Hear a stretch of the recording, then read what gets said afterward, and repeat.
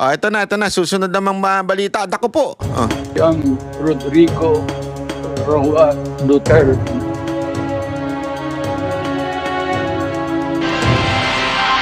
Naghain ng resolusyon ang isang senador para himukin ang gobyerno na hingin ang interim release ni dating Pangulong Rodrigo Duterte sa ICC. Ang tugon ng palasyo sa pagtutok ni Mark Salazar. Sa inihaing resolusyon ni Senador Alan Peter Cayetano, hinihimok ang gobyerno na hingin sa International Criminal Court na bigyan ng interim release si dating Pangulong Rodrigo Duterte. Maaari daw itong house arrest o iba pang arrangement sa loob ng Philippine Embassy sa The Hague. Ayon pa sa resolusyon, makagaganda sa kalusugan ng may edad na si Duterte kung may makakasalamuha siyang pamilya at kaibigan. Dagdag nito, dapat tratuhing inosente si Duterte hanggang hindi napapatunayang guilty. Reaksyon ng Malacanang dito? Kung may ganyan pong mga suggestion mula kay Senator Alan Cayetano, noted. Hindi na po makikialam ang Malacanang on this matter. Sa mabibigay ko lang po ngayon, noted. Thank you, ma'am. May inihaing Wala na. Wala ka na masagot, no? Hindi niya kasi sa totoo lang hindi niya kaya si Hindi niya kaya itong si Cayetano. Pagkadating yan, wala. Ang layo. Yung level ni Aling Claire at saka ni Cayetano pagdating sa utak, siguro kung ito si Cayetano, baka si Aling Claire mga siguro. Sandali, bababala ako sa Nasa kondo kasi ako eh. Bababa lang ako. Pupunta lang ako sa basement 5. Nandun kasi yung utak niya eh. Nasa ako eh. Nasa penthouse ako eh. Nasa 54th floor ako eh. So malamang nasa basement 5 o basement 10. Nandun.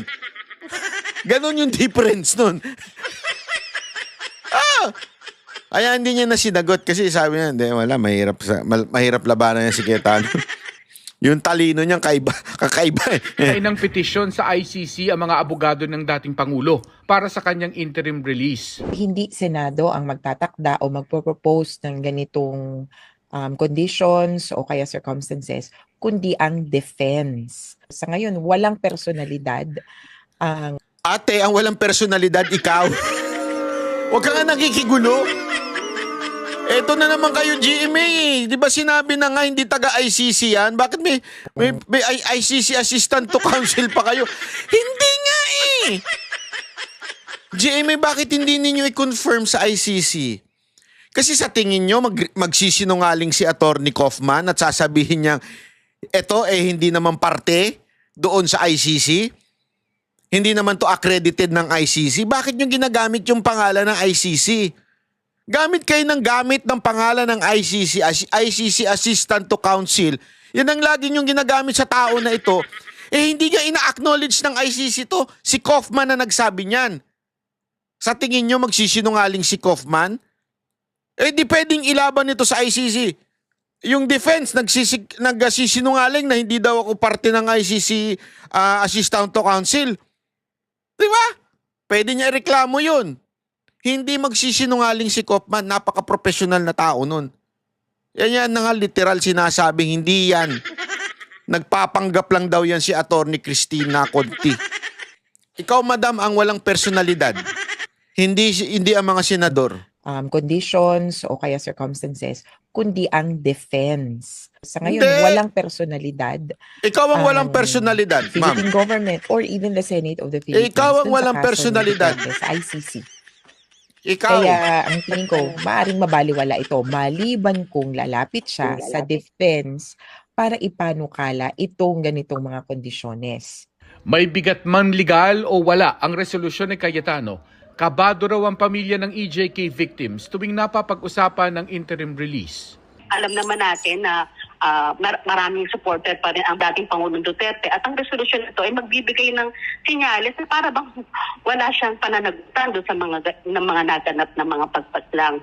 Kung pinagmamalasakitan nila ni Cayetano si Duterte, sana ganun din sa mga mahihirap na pamilyang biktima ng extrajudicial killings. Marami pong mga Biktima ng EJK, wala nga kayo makuhang ebidensya.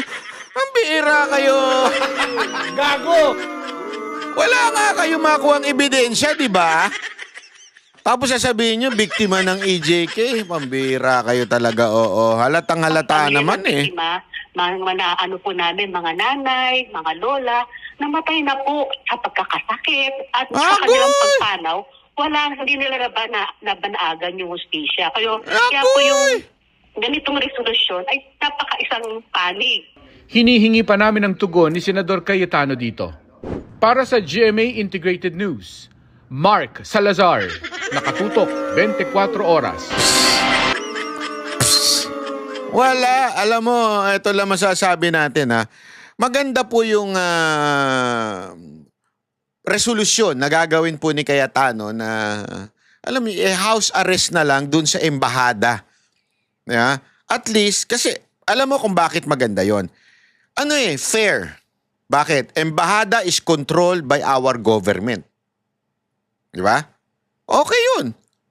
Hindi, kaya nga ang punto doon, hindi naman palayain si Duterte.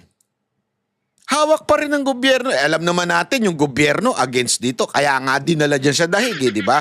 So alam ng lahat na itong gobyerno ni Marcos against kay Duterte.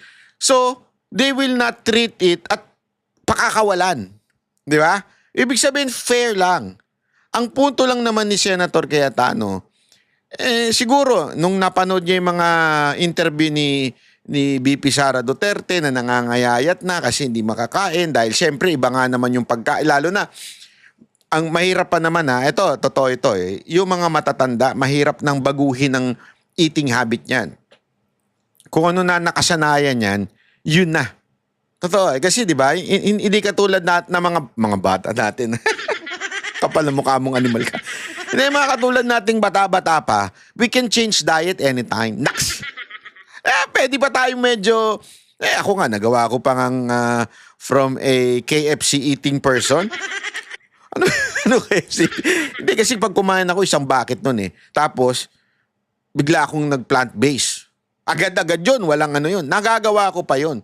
Tapos after mag-plant-based, nag-keto ako.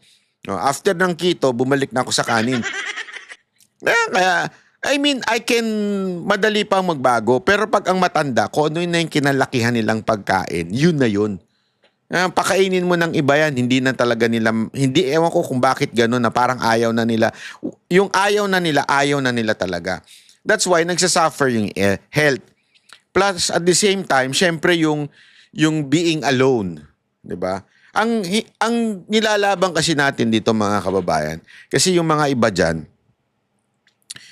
bakit? Para namang special treatment yan. Mga gunggong. Si PRRD is not convicted. Therefore, sa mata ng batas, hindi siya guilty. At the same time, hindi po siya may kasalanan. O masasabi natin convicted. Diba? Sa batas natin, unless proven guilty, that person is innocent. Yun inosente po yan. So dapat the treatment should be inosente. Kung yung ng mga convicted should be treated humanely. Diba? Yan ang pinaglalaban ng mga human rights advocate That even the convicted people, yung mga nasa kulungan na should be treated humanely. Meron batas dyan. May batas tayo sa Pilipinas dyan. And meron din pong international law about convicted people to be treated humanely. How much more a person na hindi pa convicted o hindi pa po o inosente pa sa mata ng batas. He is still innocent. So he should be treated accordingly. Ang importante lang dyan that there is jurisdiction of the law or the court. You understand what I mean? Halimbawa, sa Pilipinas,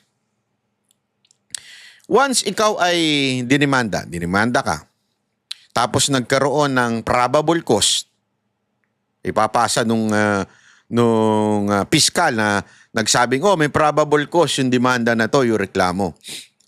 I-issuean ka ngayon ng warrant. That warrant, pwede ka mag-bail. Bakit ka pwede mag-bail? yung mga bailable cases. Kasi ibig lang sabihin ng warrant is you are now under the jurisdiction of this particular court. Kaya kami warrant. Hindi ibig sabihin ikaw ay convicted na. Since this particular court has jurisdiction over you, pwede ka naman mag-bail. Kung bailable, like hindi matinding, like yung kasal, anong tawag doon, yung mga murder, hindi ganyan. So pag once nag-bail ka, malaya ka pa rin. You can do anything you want. That's the purpose of the bail. Malaya ka pa rin. Pwede ka pa rin mag-travel. Di ba? Ganon. So ano lang ibig sabihin nito? Ang ibig lamang sabihin, you are under that jurisdiction, that court. Sasabihin nyo, sandali, yung kaso naman niya, it's not ordinary case. Di ba? Yung sinasabi, mabigat yung kaso niya. It's against humanity. Wala namang problema dun eh. Hindi naman pinaglalaban ni Cayetano na palayain si Duterte. Even questionable yung pagkakuha sa kanya. Hindi naman yun ang pinaglalaban ni Senator Cayetano. Ang sinasabi lang niya, sandali, hindi pa convicted yan. So dapat, at least mapangalagaan naman yung health niya. Yun lang naman ang sinasabi. So mabigyan siya ng tamang pagkain, magkaroon siya ng fellowship with parang freedom to be with his family. Kasi siyempre ngayon, kahit nakakapunta yung family, limited lang. 3 hours lang pwede o 4 hours lang, I think. Di ba? Sa isang araw. Hindi, para dito, bibigyan siyang kalayaan na makasama ang pamilya niya 24 oras. Makasama yung mga mahal niya sa buhay, kaibigan niya. Pero, nakakulong pa rin siya. Kaya nga, embassy arrest, parang gano'n, nasa loob pa rin siya ng embassy. Pwede lang dalawin, pero nasa loob ng embassy. So I think it's fair, 'di ba? Sa tingin ko naman, hindi naman po 'yun masama. I mean, hindi naman po 'yun lugi. Kasi 'yun naman na importante. Ito lang kasing mga tarantadong anti-Duterte, gusto kagad nila parusahan. 'Yun ang punto diyan eh. Gusto kagad nila parusahan, gusto kagad nila kahit hindi pa convicted yung tao, hindi pa napapatunayan na totoo yung mga akusasyon sa kanya, gusto nila parusahan. Hindi, kailangan mamatay na yan dyan. Kaya mo na siyang mamatay dyan. Di ba ganyan ang maririnig mo sa mga troll? Yan ang gusto nilang mangyari, mamatay na si Duterte. Yan talaga ang plano nila. Mabulok na sa kulungan at doon na mamatay. Do not wish for something na ganyan. Pag yan ibinigay ng Diyos sa inyo, sabi ko sa inyo, nag-warning nga si si Bato eh.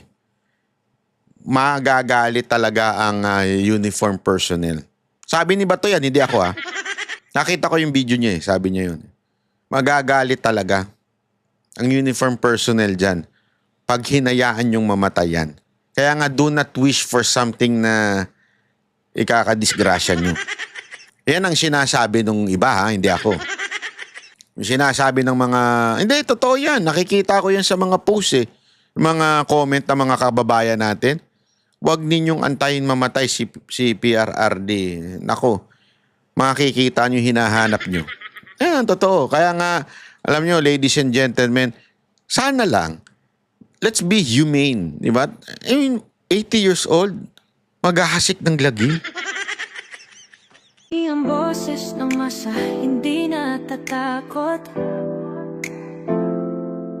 Katotohanan lang, di kami nalulunod. Walang bahid ng sismis, lahat ay totoo. Kahit sino ka pa, pag mali ka babanatan ka. Walang pinipili kulay, wala kaming kinikilingan. Basta para sa bayan, kami lalaban. Pag tama palakpakan, pag mali banatan. Di matitinag, di matatakot, para sa bayan tuloy ang sigaw. Sa harap ng kamera, walang halong takot. mga baluktot, lahat kayo'y tutumba. Ang hustisya at totoo, yun lang ang mahalaga. Kahit sinong harang, di kami matitinag. Walang pinipiling kulay, wala kaming kinikilingan. Basta para sa bayan, kami lalaban. Pag tama palakpakan, pag mali banatan, di matitinag, di matatakot. Para sa bayan, tuloy ang sigaw. Kung nasa tama ka, ikaw ay aming kasama. Pero pag mali ka, handa ka na bang mabasag? Banateros kami, walang inuunan. Dahil bayan muna, bago ang sarili.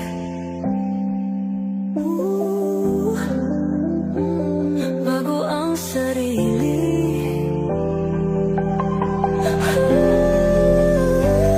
Pag tama palakpakan, pag mali banatan, banateros ang sigaw. Katotohanan ang laban.